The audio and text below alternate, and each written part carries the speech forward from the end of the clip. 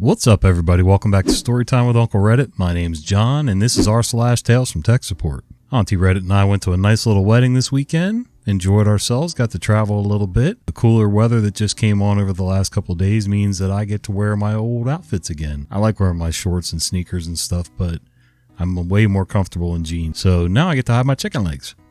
Yep, let's read some stories. I could have done that. A story about an uninterruptible power supply. I am one of the one or two techs at my company who covers two hardware regions. The first is my home location, and the second is well over an hour away. Naturally, when a proper hardware issue comes up in the secondary location, it's a real pain to coordinate a visit since we've been short-staffed for the last 8 months. The users at these distant locations don't ever seem to understand that I can't just drop everything to waste half a day to head out there and back unless something's on fire. I was enjoying a good stretch of time where I hadn't had any issues at the secondary region, so it was about time that something were to come up. It came in from a failing UPS unit, uninterruptible power supply for the uninitiated. After speaking with both my supervisors and the hardware lead, we all agreed that due to our current staffing condition, we would mail the UPS directly to the location, and I would walk them through switching the unit over the phone.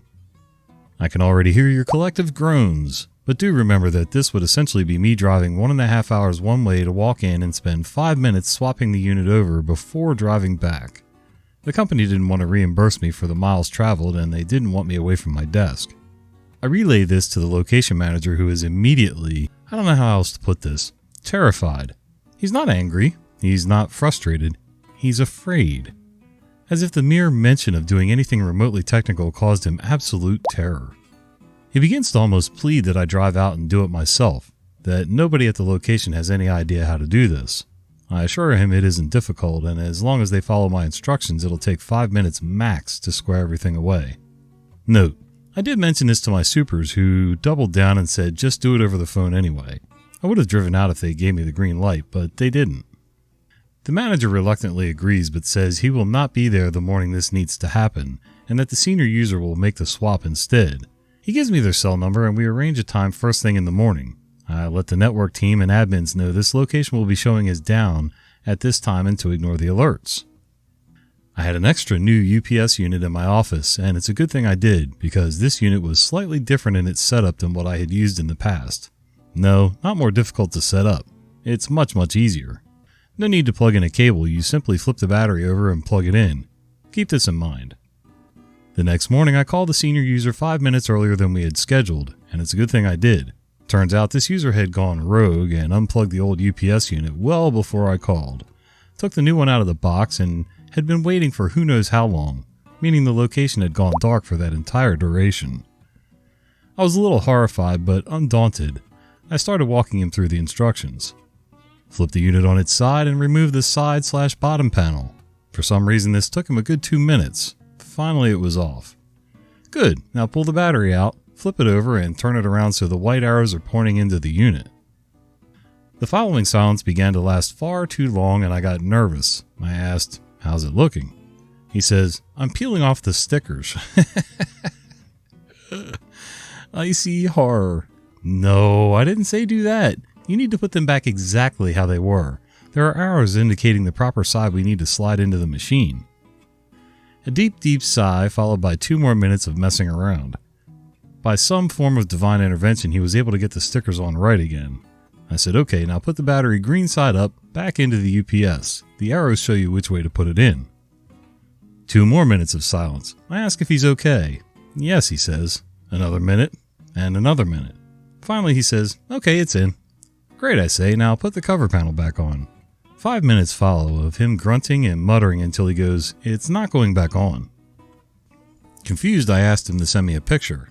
To my utter horror, he has somehow jammed the battery backwards into the machine and got it stuck there. The bits of plastic that are used to guide the battery in and keep it straight are now off-center and causing the siding of the UPS to now bow outward. To top it all off, you can clearly see the white arrows poking out from the siding backwards with a big block text saying, "Insert this way." "Alright," I say, "it's in backwards. You need to get it out and turn it around." Another deep sigh from him, as if screwing up is my doing. 7 minutes of the most miserable muttering I've ever heard from a human being follow, and then, "Why can't someone just come out here and do this?" I think to myself, because typically this is very hard to screw up this badly, I don't say anything out loud. A few moments later, he's simply unable to get this battery out. I tell him, alright, put the other UPS unit back the way it was. Thankfully, this was the only thing he was able to do right, and the location came back online. While the UPS couldn't hold a battery on its own, when plugged in like this, it becomes a glorified surge protector. Again, for the uninitiated. I ask if there's anyone else on location to help us. He says, no, I'm the only one here. Which is strange because this location is due to open now in 15 minutes. I tell him we'll think of another course of action and to leave everything as is. Before I hang up, he says, what about the keyboard? What keyboard? My keyboard. What about your keyboard? Where do I plug it in? I'm not sure what you're talking about. I had to unplug my keyboard. How do I get it back in? You what? The keyboard for your station? Yes. Don't ask me why this person unplugged his keyboard when his computer was nowhere near the UPS closet. I say, you plug it into the USB port, the rectangle looking one.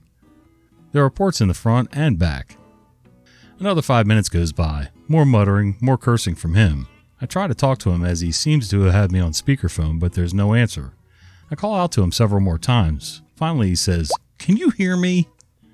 Turns out he thought speakerphone has an unlimited range and was yelling at the phone a good distance away, thinking I could hear him.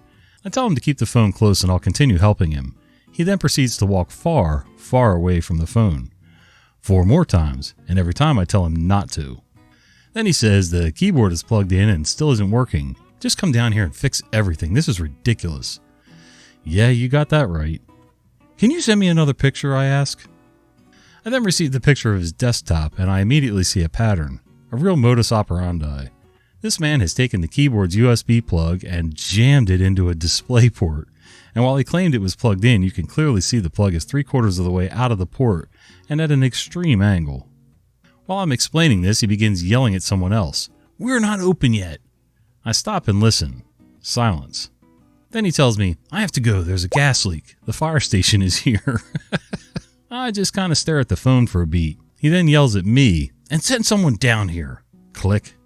At this point, I'm reaching that glorious state of mind beyond anger and frustration, which leads into hysterical incredulity. Yeah, whatever. If there really was a gas leak, I later found out there wasn't. Luckily, this new model of UPS doesn't require plugging in a cable that could potentially spark. I begin to wonder if he somehow hit a valve or pipe or something, but nothing came of this peripheral situation. Just another super fun speed bump. So at this point, I steady myself and begin the process of emailing my supervisors with all the details. I show them the pictures he sent me of the botched battery job and the keyboard, and my supervisors say, how the hell did he manage that? True to corporate fashion, a decision on resolving this matter wasn't reached until that afternoon. At first, they wanted me to drive over the same day. After all, I wouldn't have gotten home until much later in the evening, well beyond my normal hours. I would have done it if they'd asked. I wanted to see this senior user in person after all, but at the same time I didn't want to cave to his demands of forcing me to drive over for something so stupid. What ended up happening was that one of my supers said they were headed that way for business the next day and could stop by at the location to set the unit up themselves. Instead of that senior user being there, my super was let in by the MIA location manager, the one who was terrified of technology. My super told him what happened with the senior user. The location manager says, yeah, he gets like that. He gets like that? And you thought it was a good idea to have him in charge of this? Shoot, you thought it was a good idea to put someone like that in a senior position? Interesting. My super was able to remove the stuck battery in less than a minute and proceeds to show the location manager how to install the UPS. The location manager stares blankly for a moment and says, oh, that was all? I could have done that. I don't think I've ever seen anybody that terrified of technology. I mean, hell, even my wife's not that afraid of technology. I mean, there's certain things she kind of gets a little whiny about, but she's still willing to try if you teach her. Also, I'm pretty sure this guy's never done a jigsaw puzzle successfully in his life. You know, the part may look close to being able to fit into that slot, but if you have to force it in, then you're doing something wrong. I mean, that's kind of one of life's little things. If you got to force it, you're not doing it correctly. Back up, take a breath, look at both pieces, turn it a couple ways, see which way it'll slide in. I don't know. Too much common sense in one place, I guess. That would be asking too much. File continues to get corrupted. I was doing some repair and refurbishing work, and the client asked if I could figure something out for them on another machine.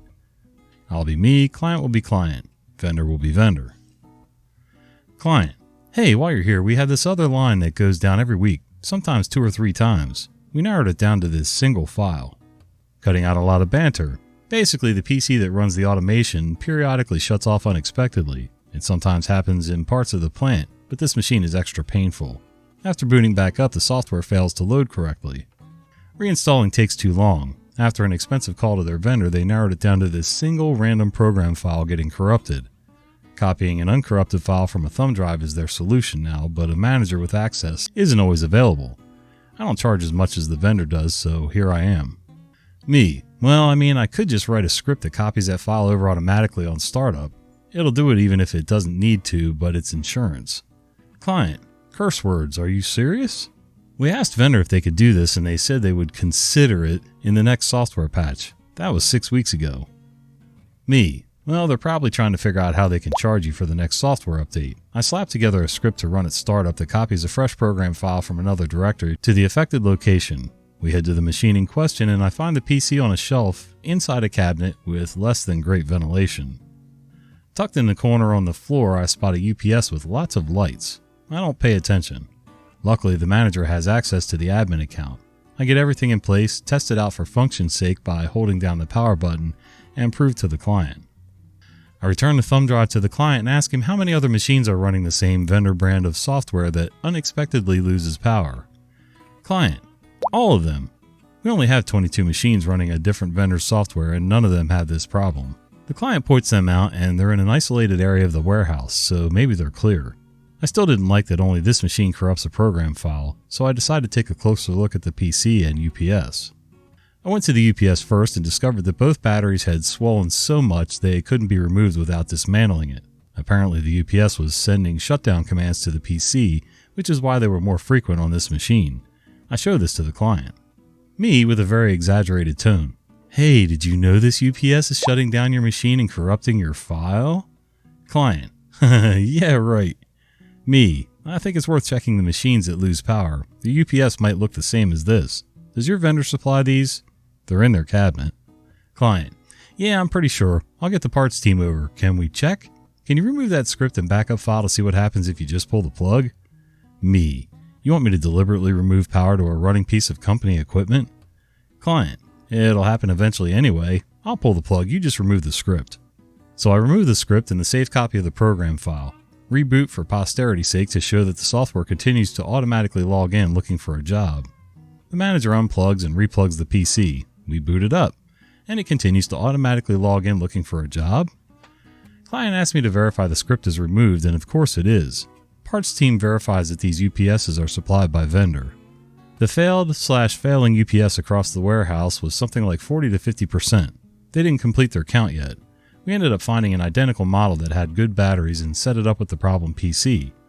Deliberately let the PC and peripherals drain the UPS until it shuts down.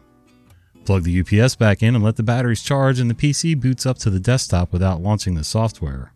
Do the same on another machine and it's fine. The problem exists in one PC. Additional details: although all the machines are running vendor software, every machine is unique, so is the software. If I had to guess, vendor has between 30 and 40 unique applications they wrote over the course of 20-ish years in this building. There are machines that do the same job but have different UIs because they were automated at different time periods. I don't understand why the shutdown command from a APC UPS corrupts vendor's program file, but I guess I called it. The client was less than thrilled spending so much time chasing this. Client: hey me, I think I found a bonus for you. It'll be part of the credit I get back from vendor. I'm not sure I quite understand, except that I think I'm gathering that the vendor really screwed the pooch on this one by not keeping track of all the changes they're making over time, over 20 years. If I was the vendor, I probably would have gotten the company to pay for upgrades to the other machines so that everything is sort of up to date. We're not just throwing new hardware and new software in that really isn't super compatible with the old stuff. I don't know. Maybe I'm looking at it wrong, but anywho. Alright guys, I hope you enjoyed these stories, and if you did, do me a favor. Click this video right here. I think you're going to like it. See ya.